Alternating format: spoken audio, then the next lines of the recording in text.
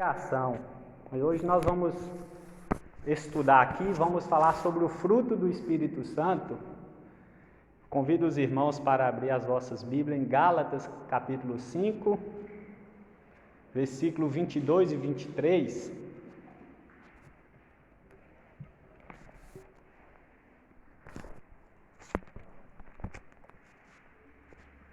Gálatas, capítulo 5, versículo 22 e 23.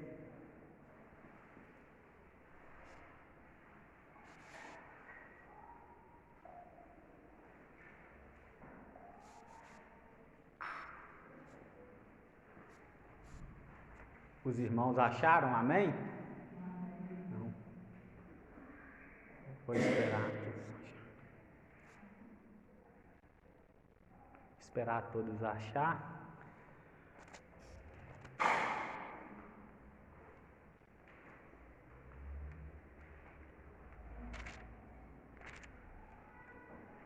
Gálatas, capítulo 5, versículo 22 e 23.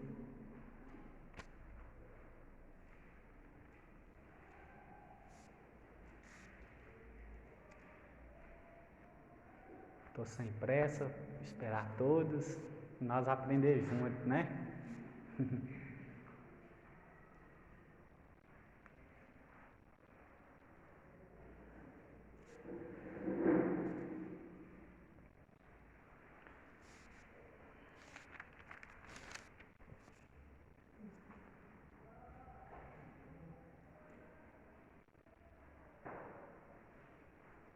Então hoje nós vamos falar sobre o fruto do Espírito Santo, irmãos, que diz assim, Gálatas 5, 22 e 23.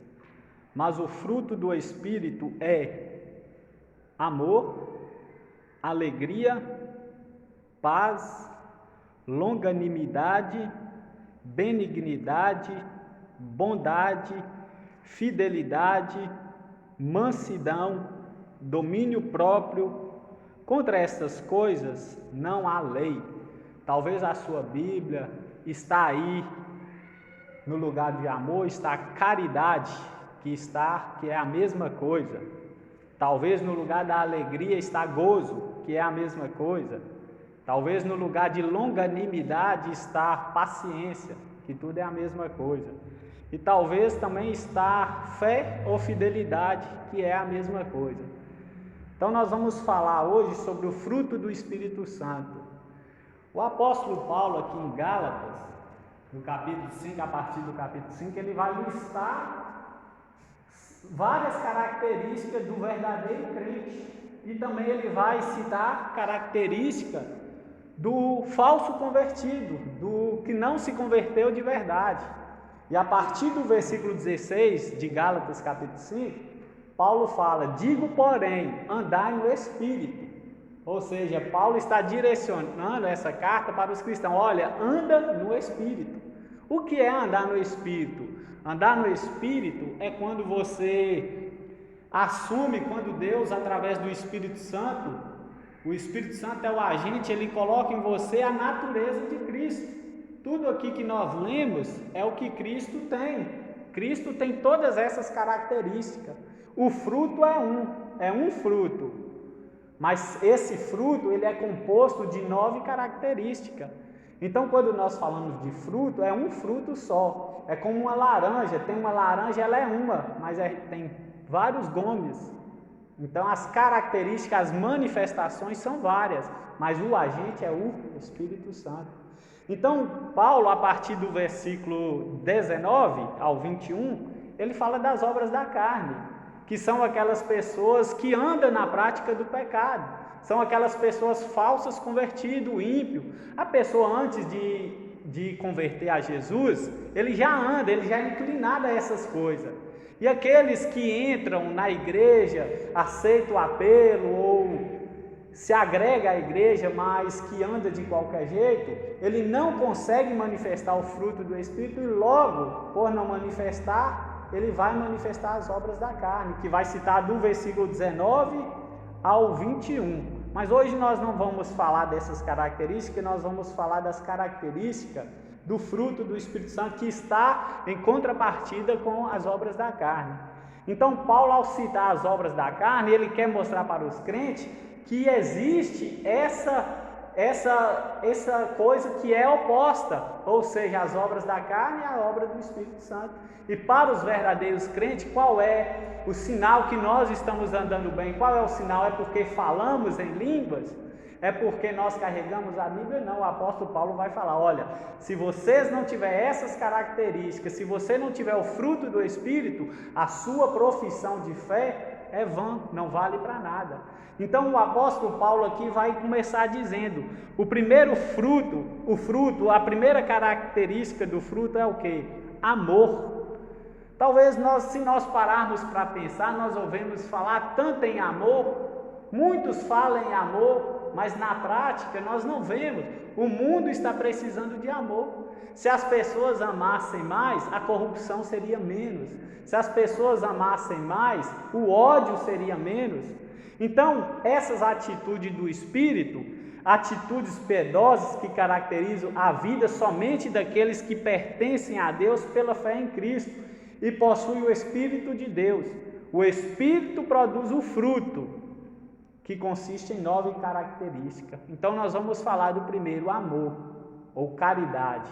Que amor é esse que o apóstolo Paulo tem ele dá essa ênfase em dizer, o fruto começa com amor, ele lista o amor em primeiro lugar, porque o amor é a base de tudo, é a base de tudo. Se eu amar o meu irmão, logo eu não vou pensar mal, eu não vou julgar ele mal, porque o amor que está em mim pela vida dele é a base, é onde tudo começa.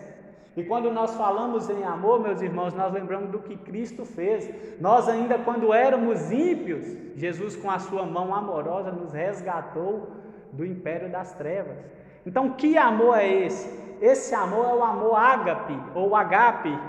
Esse amor é o amor voluntário, é o amor que Jesus se entregou sem olhar o que nós daria por ele.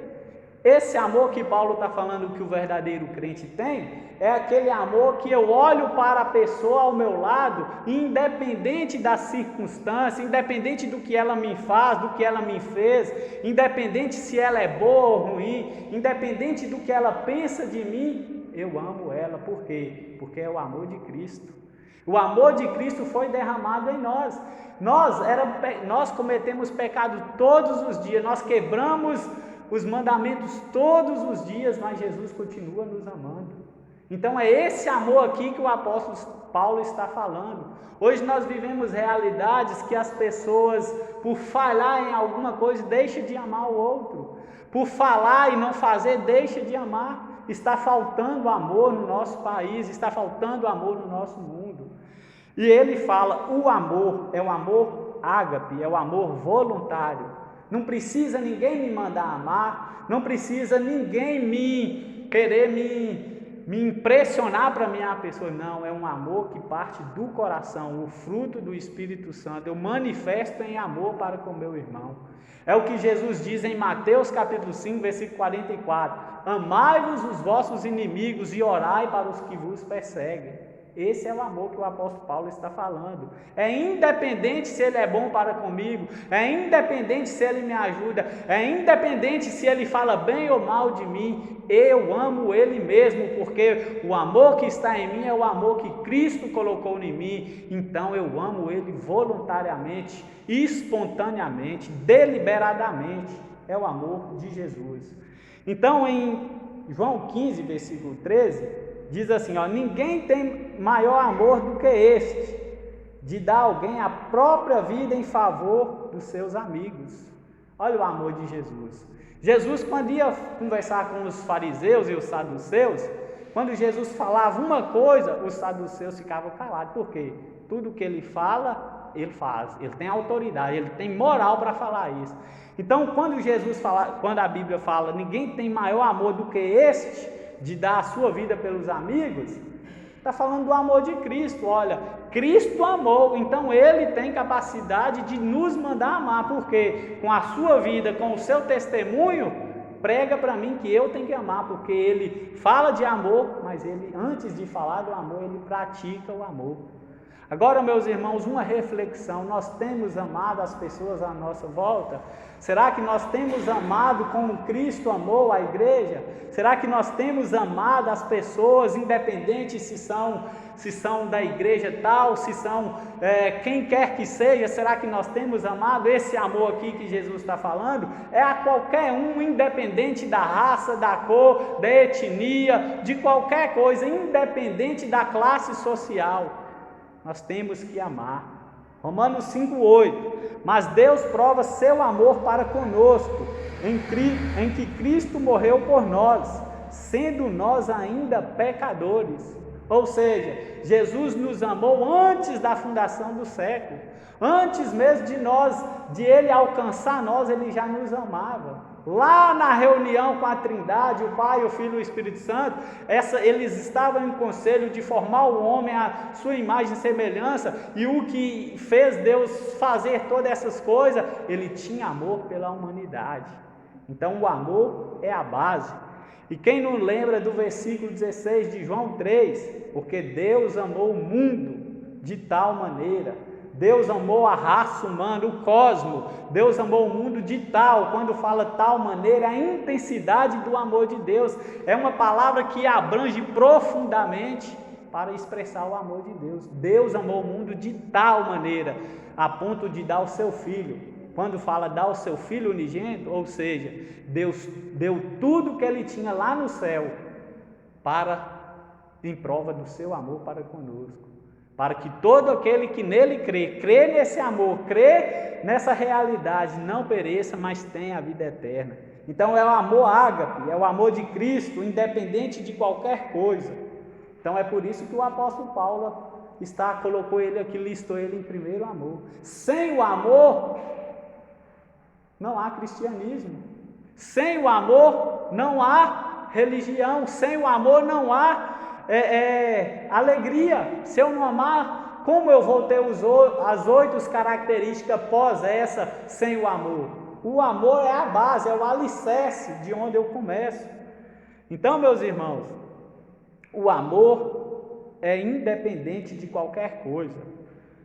Segundo, alegria, pode olhar aí na sua Bíblia, ou então está aí gozo, que é a mesma coisa. Alegria ou gozo? De qual alegria é essa que o apóstolo Paulo está falando? É eu rir, sair rindo por aí afora?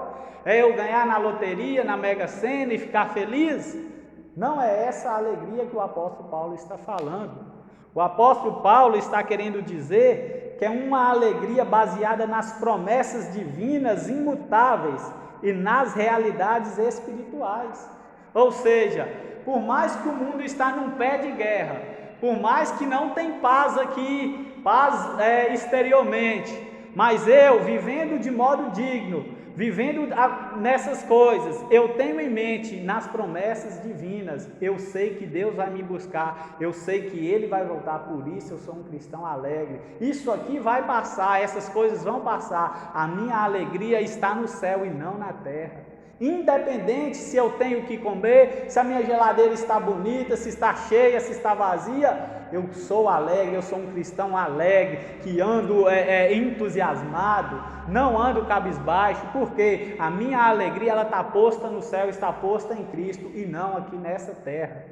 Então é dessa alegria que o apóstolo Paulo está falando, é no sentido do bem-estar experimentados por aqueles que sabem que tudo está bem entre Ele mesmo e o Senhor.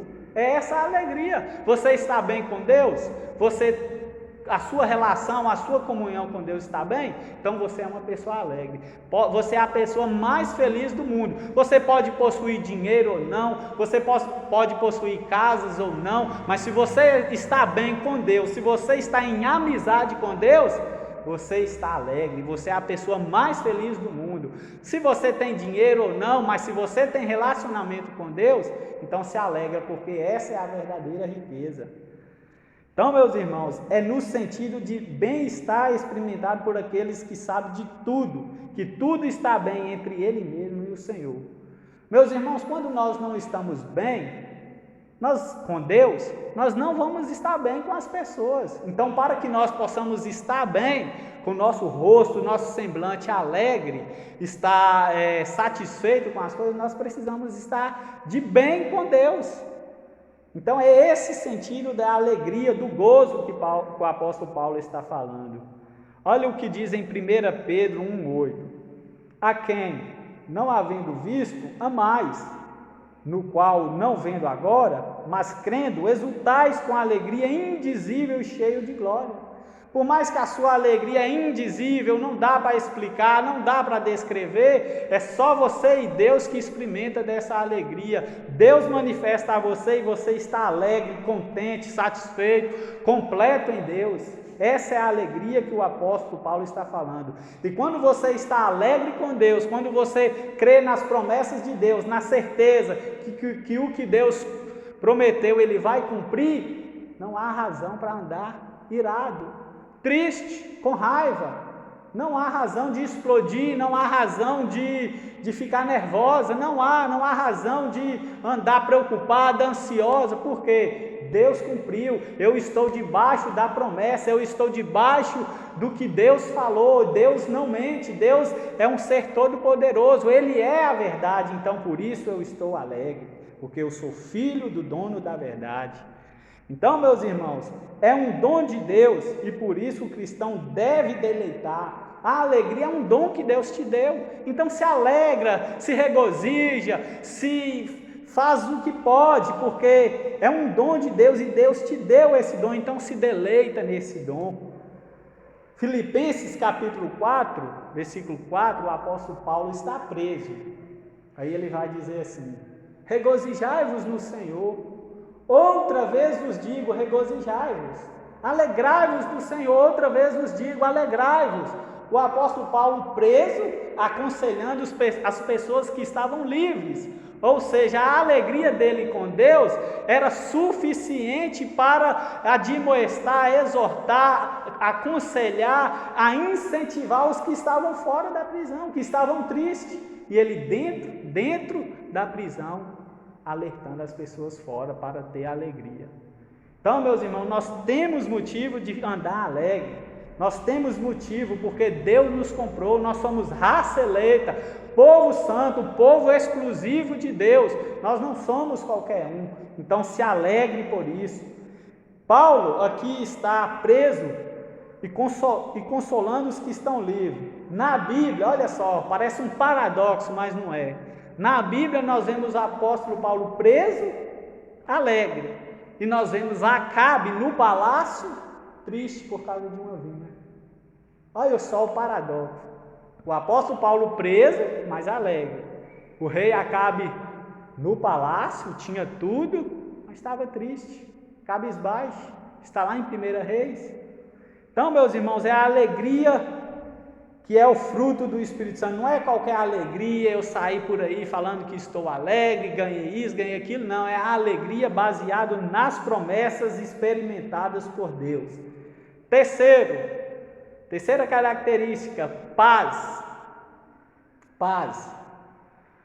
A paz não é a falta de guerra, e sim em meio à guerra você viver em paz. A calma interior que resulta da confiança no relacionamento de proteção entre uma pessoa e Cristo. Olha só, paz no sentido de confiança no relacionamento de proteção entre uma pessoa e Cristo. Se você está bem com Deus, com Cristo, você está em paz, você está alegre, você ama. Então, com a alegria, a paz não está relacionada com as circunstâncias da pessoa. João 14, versículo 27. Deixo-vos a paz, a minha paz vos dou. Não a dou como o mundo a dá. Não se turbe o vosso coração, nem se atemorize. Olha só, a paz, nós temos que entender que a paz é de Jesus.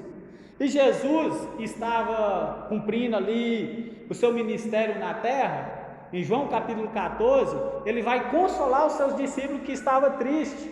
Já estava próximo a partida de Jesus para o céu, e os discípulos começam a ficar tristes, turbados, preocupados, porque eles estavam andando com Jesus, então eles se sentiam seguros.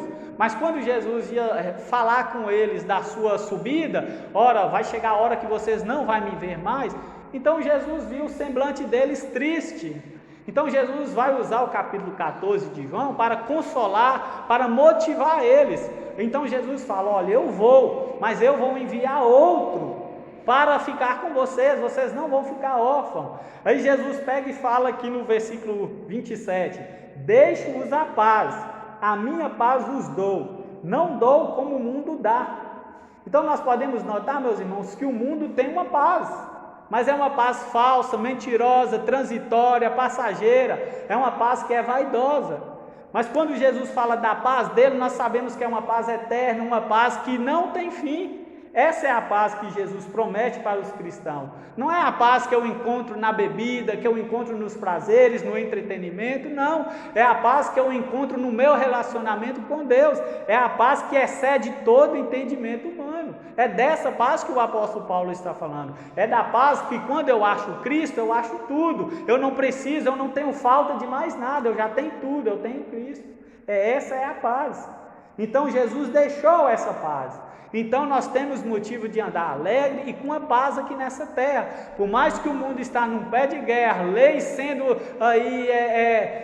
sendo aprovadas contra a igreja, contra o povo de Deus, contra as famílias, mas o povo de Deus vive em paz aqui nessa terra, porque a sua paz depende de Deus.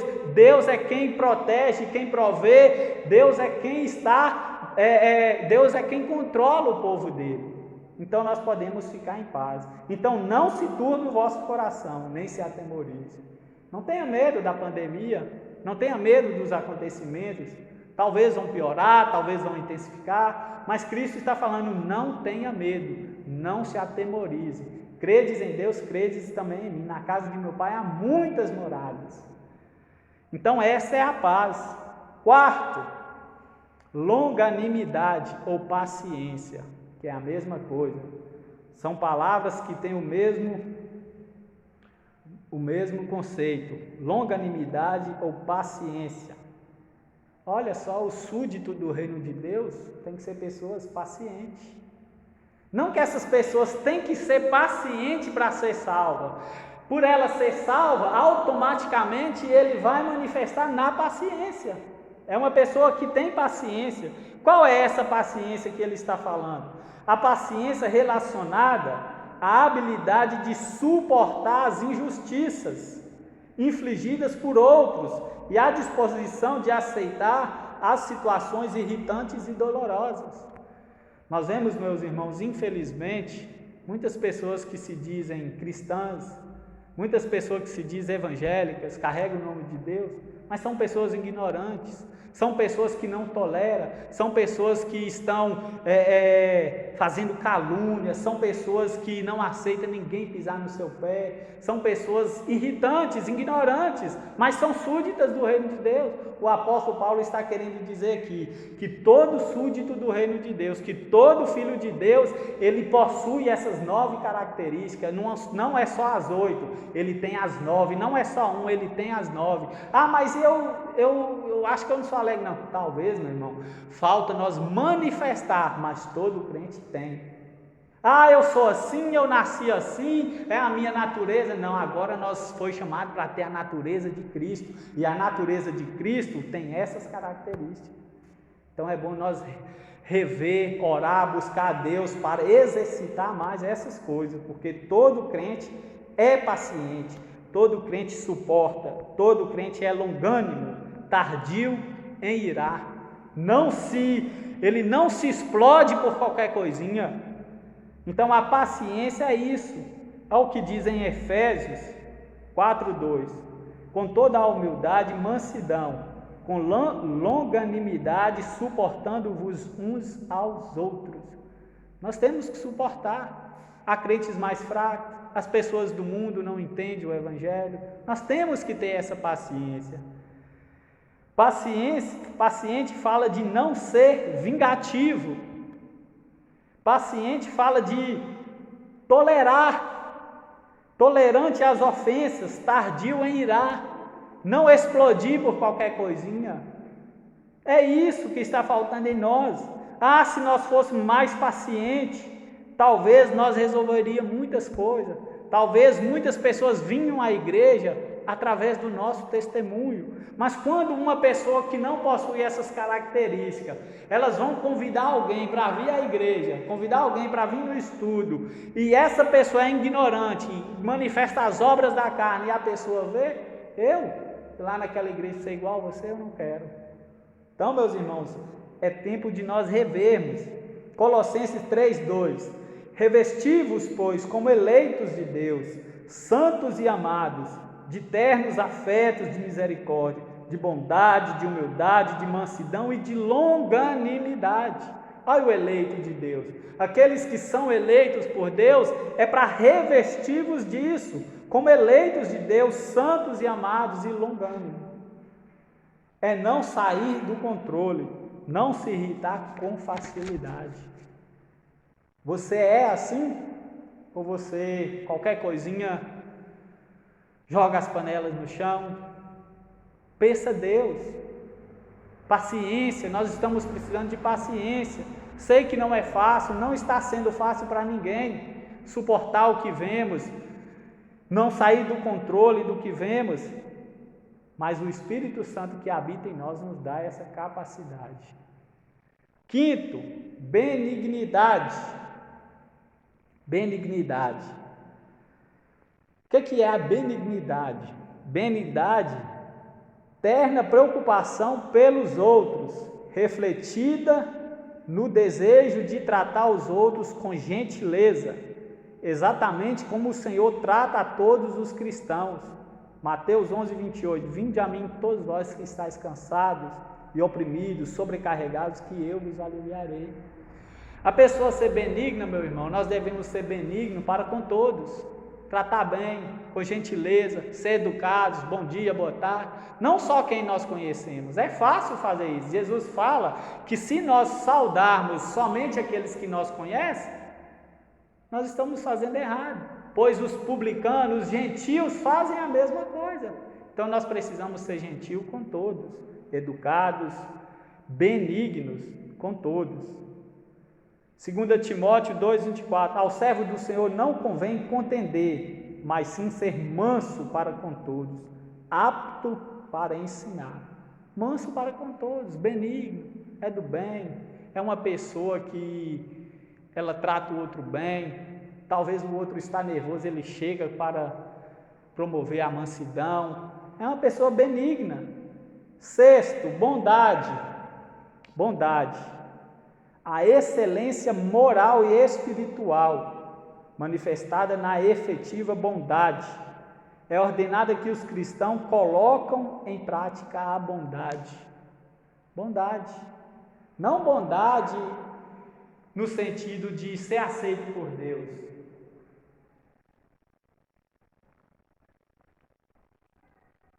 A bondade aqui que o apóstolo Paulo fala, eu vou ser bondoso, vou ser caridoso, vou dar cesta básica, para que Deus possa se alegrar comigo. Não é nada disso.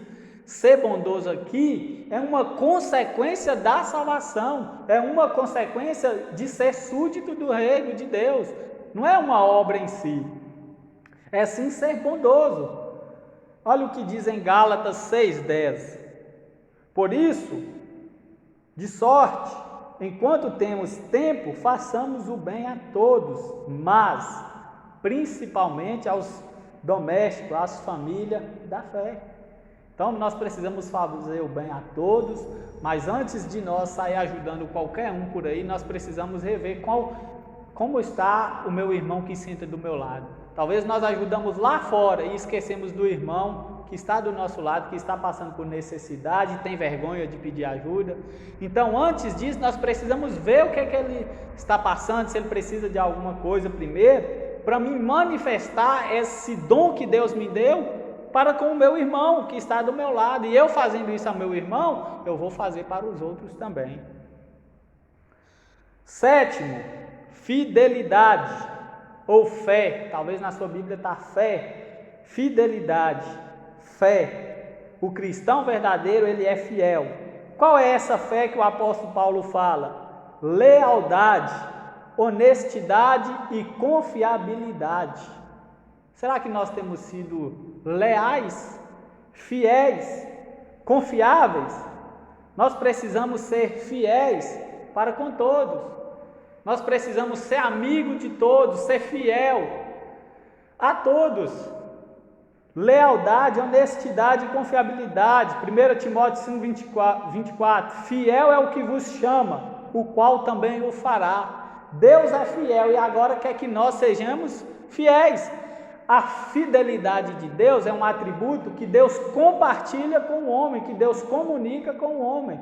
Então Deus quer um povo que é fiel, um povo que é confiante, é um povo que, se depender dele, não quebra as alianças com o cônjuge, ser fiel ao cônjuge, ser fiéis com os filhos, ser fiéis na sociedade, não quebrar pactos.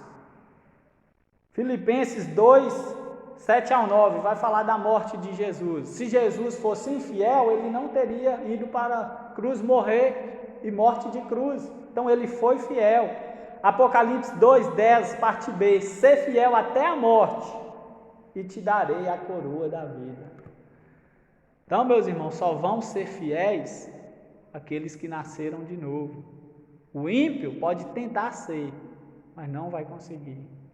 Então, o povo de Deus, Deus colocou esse dom no povo de Deus de ser fiel. Porque lá em Romanos, capítulo 5, se não for meu engano, versículo 6, fala que Deus derrama o amor do Espírito Santo em nós. Então, se Ele derrama o dom, o amor do Espírito Santo em nós, nós temos a capacidade de cumprir isso aqui. Porque o Espírito da graça, o Espírito de Deus, nos inclina a fazer isso. Não nós, mas o Espírito Santo nos inclina a fazer isso. Porque agora temos a natureza de Cristo. Então, ser fiel até a morte, e te darei a coroa da vida. Apocalipse 2:10, o contexto lá que estava acontecendo, a igreja estava passando por várias perseguições, por várias angústias, sofrimentos, e o apóstolo João teve a visão e escreve para ela: ser fiel até a morte, não retroceda, não recue, continua, persiste, insiste, vai até o fim, não quebre a aliança, confie em Deus, sede fiel até a morte. Como Nabote, ele não vendeu a sua vinha, ele foi morto, mas não vendeu a sua vinha. E o prêmio, a recompensa é: te darei a coroa da vida. Quem não quer a coroa da vida? Talvez nós almejamos aí coisas exterior, mas Deus tem coisa melhor para nós. Deus tem benefícios para o povo dele, está disponível, mas talvez nós que não confiamos, então não acreditamos e por isso que não desfrutamos desses benefícios dados por Deus. Oitavo, mansidão. Ou talvez na sua Bíblia está brandura, mansidão.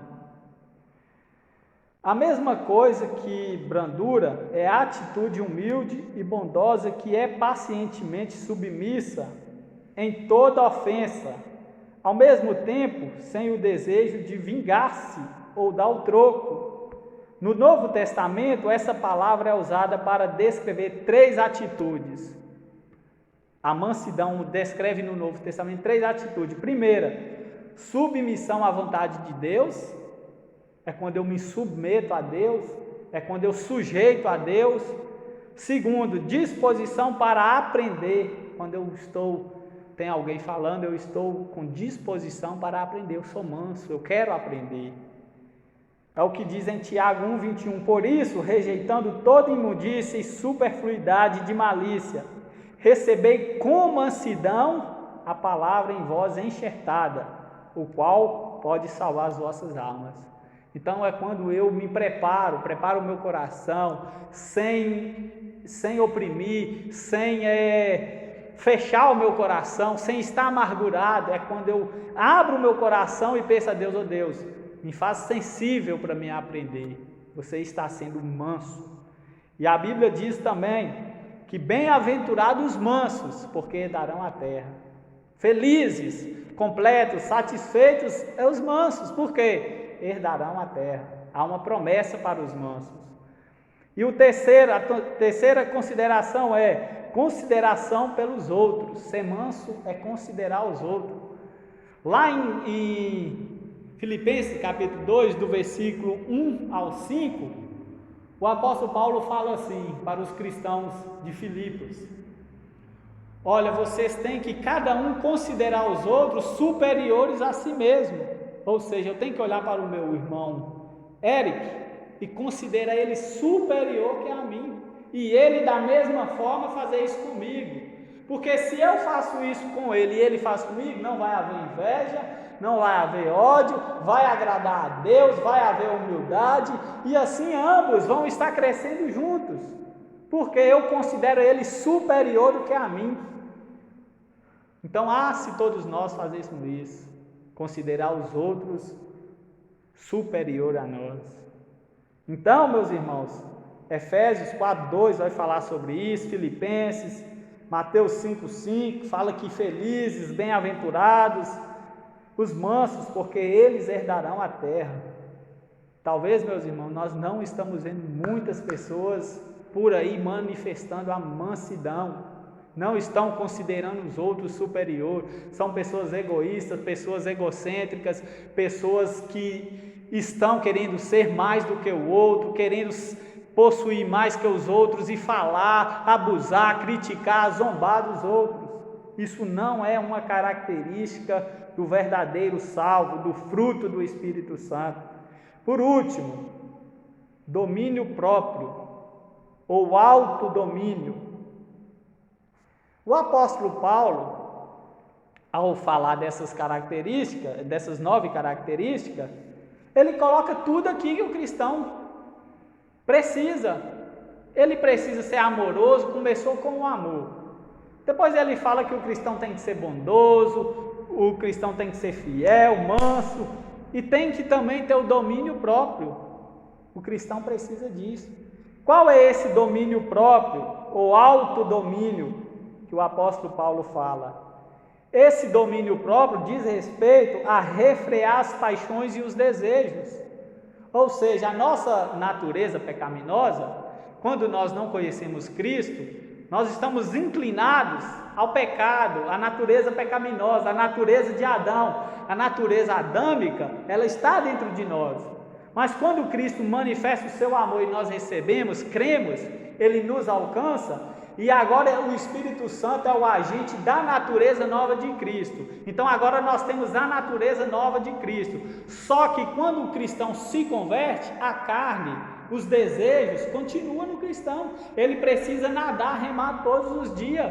Lutero diz: eu pensei que o velho homem tinha morrido, mas o desgramado sabe nadar e eu preciso matar ele todos os dias. Então, meus irmãos, a carne, ela não se converte, mas o Espírito Santo que está em nós, ele é o agente que nos faz governar, nos faz dominar o pecado. É tanto que Jesus, Deus disse para Caim, antes de matar Abel, falou: Caim, o pecado está à porta, cabe a ti o poder de dominá-lo. Deus estava dando poder para Caim dominar, mas Caim ouviu a voz do maligno. Então, o domínio próprio diz respeito a refrear as paixões e os desejos, dominar as faculdades, os desejos carnais, porque a carne nunca se converte. Então, meus irmãos, nós temos o poder de não ceder às tentações, de não ceder o que estamos vendo por aí. 1 Coríntios 9:25, todo atleta em tudo se domina, ele o faz para alcançar uma coroa corruptível. Nós, porém, para ganhar uma incorruptível. Já viu aqueles jogadores preparando?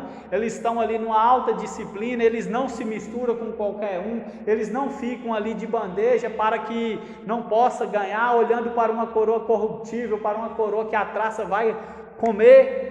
E agora aqui o apóstolo Paulo faz uma analogia do atleta com o cristão deve olhar para frente, sabendo que tem uma coroa incorruptível, uma coroa que não acaba, e se dominar, não se deixar levar por qualquer coisa.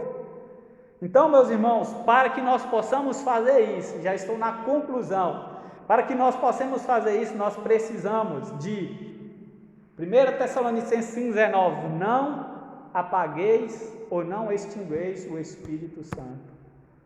Nós temos o Espírito Santo. Se nós ceder a essas tentações, se nós olhar para essas inclinações erradas e andar na lambança do pecado, o Espírito Santo que habita em nós, ele vai ser abafado, vai se abafar.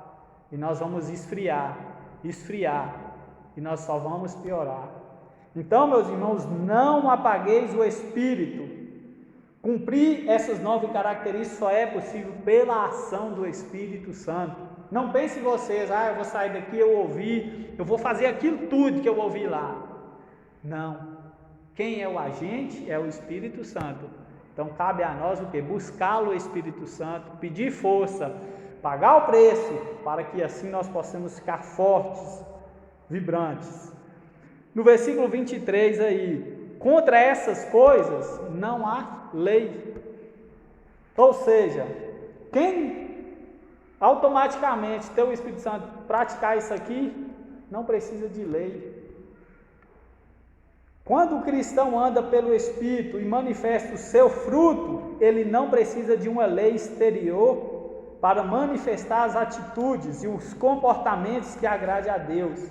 Romanos 8,4, a fim de que o preceito da lei se cumprisse em nós, que não andamos segundo a carne, mas segundo o Espírito. O fruto do Espírito é a marca de todo verdadeiro crente. Se você que está aqui nessa noite não manifesta esses dons, essas dádivas de Deus, peça a Deus, peça com sabedoria, peça ao Senhor, vai diante dele com ousadia. Ele prometeu para todos aqueles que são fiéis. Abaixa a sua cabeça e vamos fazer uma reflexão. Vamos orar a Deus, agradecer pelos seus benefícios, pelos privilégios que Ele tem nos dado sem merecermos. Ó Deus, muito obrigado, Senhor, pela Tua palavra. Graças te damos porque o Senhor é bondoso, porque o Senhor é amor. E agora, Senhor, nos ajude, Senhor, a manifestar. Sabemos, Senhor, que temos essas características. Perdoa os nossos pecados, às vezes que falhamos, às vezes que erramos, às vezes quando tiramos olhos de Ti. Nos dá um choque de realidade, ó Espírito Santo, e nos conduz a Cristo, nos leve a Cristo. Traga fé, traga amor, esperança, traga o domínio próprio, a qual nós precisamos muito nesses tempos que estamos vivendo.